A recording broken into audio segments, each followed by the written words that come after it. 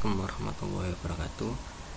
Pada pertemuan kali ini saya akan menjelaskan mengenai penyara 3 fase gelombang penuh. Untuk penyara 3 fase gelombang penuh ini ada dua, yaitu yang terkendali dan tidak terkendali. Untuk yang terkendali ini menggunakan 6 dioda dengan 2 dioda per fase. Penyara gelombang penuh diperoleh dengan 2 rangkaian penyara setengah gelombang sehingga menghasilkan gelombang penuh. Untuk penyara 3 fase gelombang penuh ini memiliki banyak aplikasi di bidang industri ya. Penyara 3 fase gelombang penuh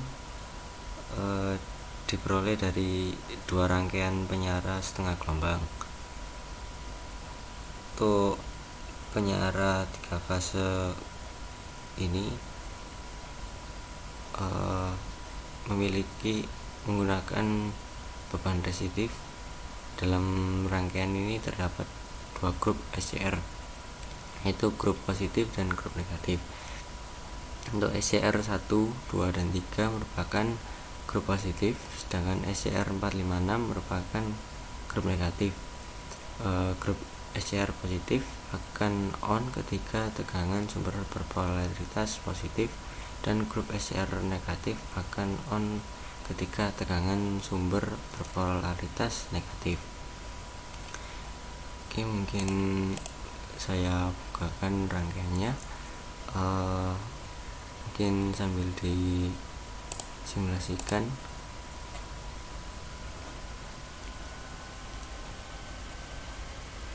Ketika proses pemicuan pada rangkaian ini dilakukan secara serempak untuk masing-masing SCR 1 dan 5, 2 dan 6, serta 3 dan 4. Di sini terdapat 2 proses penyaluran sudut picuan, yaitu operasi konduksi kontinu ketika 0 kurang dari 60, kurang dari alfa kurang dari 60, atau dan B, operasi konduksi diskontinu ketika 60 kurang dari sama dengan alfa kurang dari sama dengan 120. Proses pemicuan pada SCR 1, 2, dan 3 dilakukan secara serempak pada masing-masing fase. Pada percobaan fase penyara sudut fase dengan sudut 60 menghasilkan pulsa gerbang untuk memicu SCR 1. Beban yang digunakan yaitu resistor 1 ohm. Berdasarkan hasil output, tampak bahwa gelombang membutuhkan delay yang agak lama untuk aktif karena agak kuat. Gelombang tersebut akan bekerja terus-menerus dan tidak melakukan setengah siklus penyara yang terjadi pada setengah gelombang. Di sini prinsip kerjanya yaitu sama dengan penyara gelombang penuh tak terkontrol, namun yang membedakan adalah rangkaian ini dapat dipicu oleh sudut tertentu. Jadi untuk rangkaian ini dapat diatur untuk sudut pasarnya. Setelah saya stop simulasinya, di sini saya akan menjelaskan pada sinyal ini memiliki tiga grafik ya. Jadi ada yang berwarna merah, biru, dan kuning. Ketiga ini mewakili dari masing-masing sumber atau fasanya, yaitu yang merah itu fase A, yang biru fase B, dan yang kuning adalah fase C. Lalu untuk yang hijau ini merupakan hasil dari setelah tegangan disearahkan. Jadi dari ketiga sumber setelah disearahkan menghasilkan output tegangan senilai 405, sekian volt. Yang kedua yaitu buck boost converter. Tuh, definisi dari buck boost converter ini adalah sebuah konverter DC to DC, adalah kombinasi dari buck converter dan boost converter, sehingga dapat mengatur output tegangan ke level yang lebih tinggi maupun ke yang lebih rendah.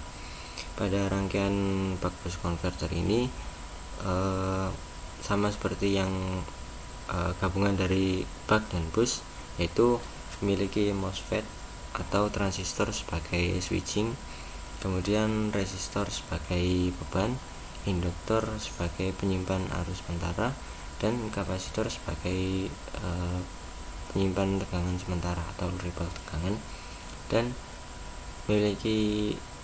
terdapat dioda sebagai penyara.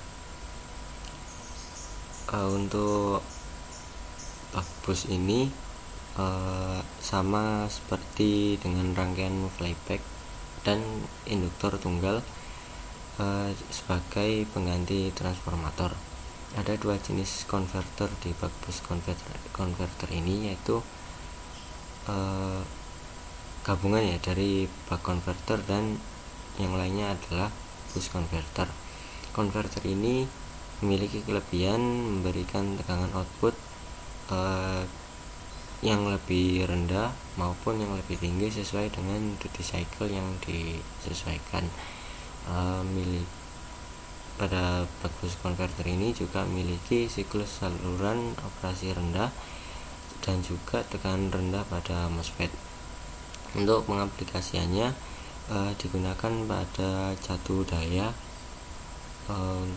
kemudian memiliki elektronik konsumen, dan digunakan sistem daya baterai, juga pada kontrol adaptif dan aplikasi penguat daya atau amplifier. Oke, langsung dibuka rangkaiannya. Di sini yaitu buck boost sederhana ya. Jadi sambil disimulasikan,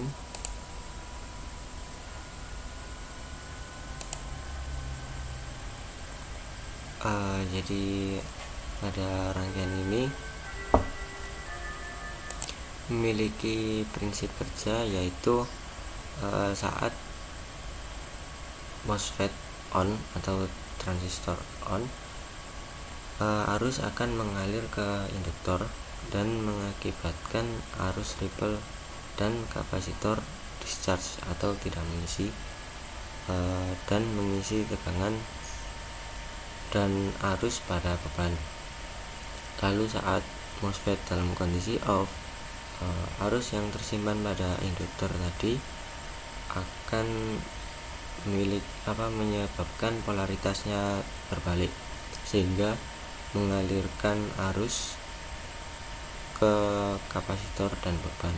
Kapasitor penyimpanan tegangan sementara. Jadi dioda tadi yang kemudian berubah menjadi forward bias dan mengalirkan tegangan ke rangkaian.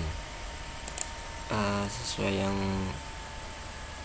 saya jelaskan tadi, ini kan buck boost kan dapat diatur duty cycle-nya. Jadi saya tegangan output hampir sama dengan tegangan input sesuai dengan duty cycle. Jika nilai duty cycle kurang dari 50%, maka rangkaian akan bekerja seperti buck boost atau mengalir ke tegangan yang lebih kecil. Jika duty cycle berada pada posisi 50%, maka akan sama seperti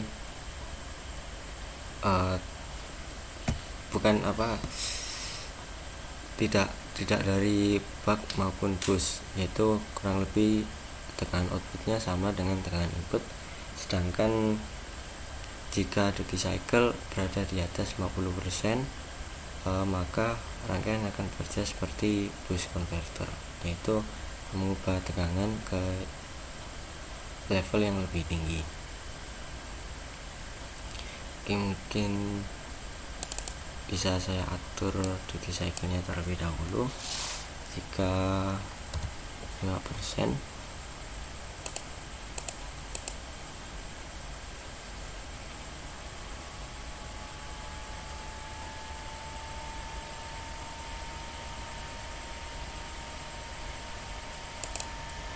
jika duty cycle saya atur ke 90%, maka tekanan output lebih besar dari tekanan input, sama seperti rangkaian boost converter. Kemudian saat duty cycle 50%, saya stop, kemudian saya running lagi. Perlahan namun pasti nanti tekanan output akan turun. Jadi tadi yang duty cycle 90%, maka lama-kelamaan akan turun menyesuaikan dengan duty cycle yang barusan diatur sebesar 50%. Jadi bisa ditunggu nanti outputnya akan turun mendekati dari tekanan inputnya. Ini mungkin cukup mendekati dari tekanan input, jadi saya atur lagi ke duty cycle 10%.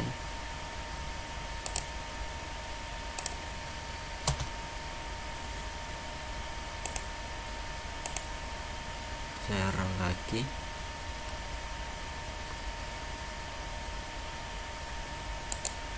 Lama-kelamaan tekanan output akan turun ke yang lebih kecil dari tekanan input. Lanjut pada rangkaian yang ketiga, yaitu inverter.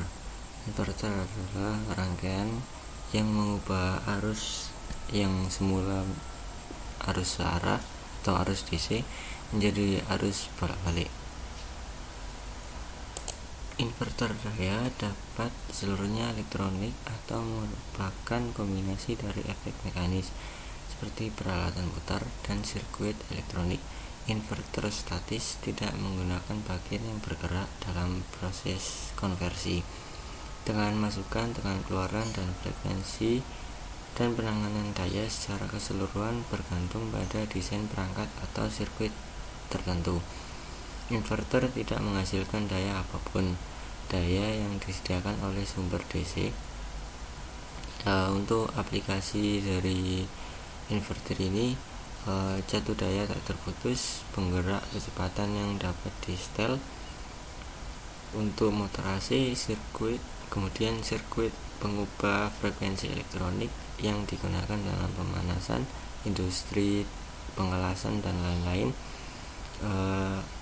Ada juga energi terbarukan seperti solar, sel bahan bakar, konversi AC, dan juga lainnya. Untuk rangkaiannya bisa saya simulasikan.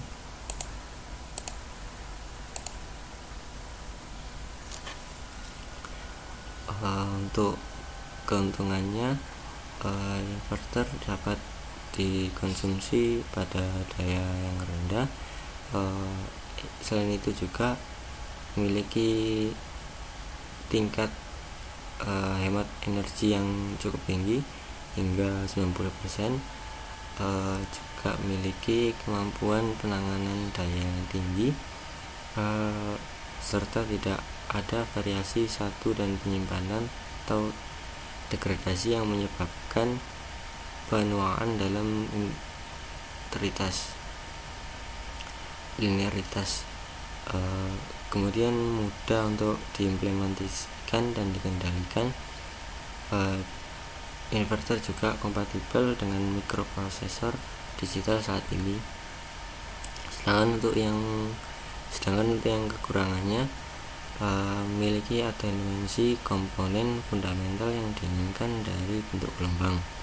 Kemudian juga mengganti perangkat atau karenanya menurunkan perangkat tersebut.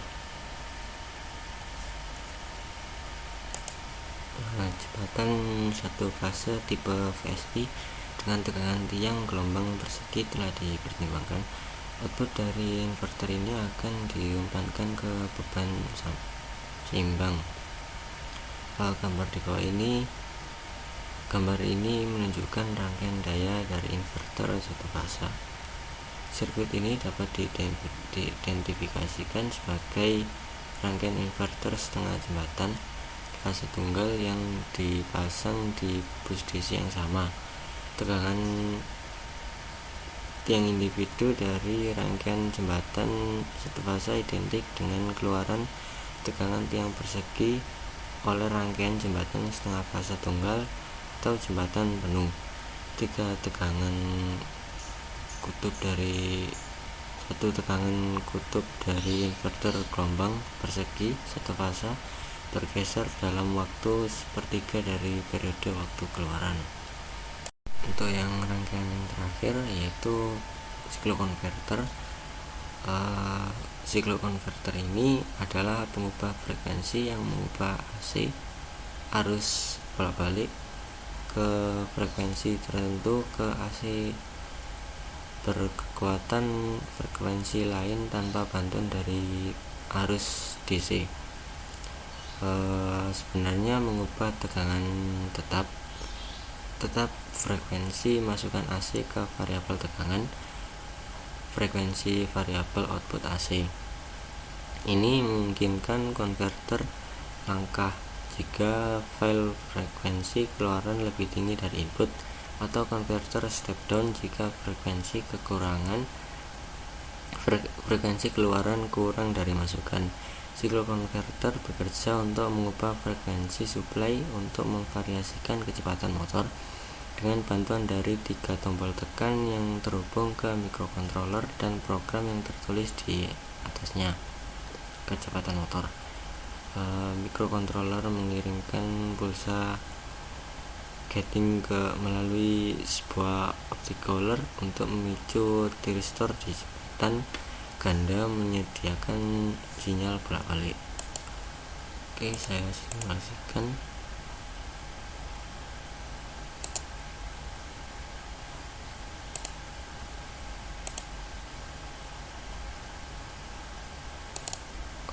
Oke, setelah disimulasikan, hasilnya menunjukkan bahwa siklokonverter dapat digunakan untuk berbagai variasi kecepatan induksi fase tunggal motor.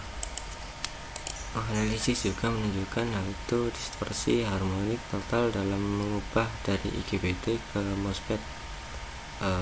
Gambar ini menunjukkan bahwa salah satu dari mereka dapat digunakan sebagai elemen switching dalam siklokonverter. Dalam rangkaian ini modelkan fase split motor induksi dengan satu fase siklokonverter menggunakan simulink multisim. Itu hasil simulasi menunjukkan bahwa kecepatan motor induksi bisa dikurangi sebagai frekuensi pasokan dibalik 2, dan selanjutnya dikurangi bila dibagi 3. Gambar ini menunjukkan gelombang simulasi dari siklokonverter.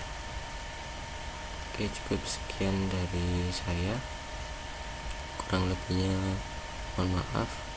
Assalamualaikum warahmatullahi wabarakatuh.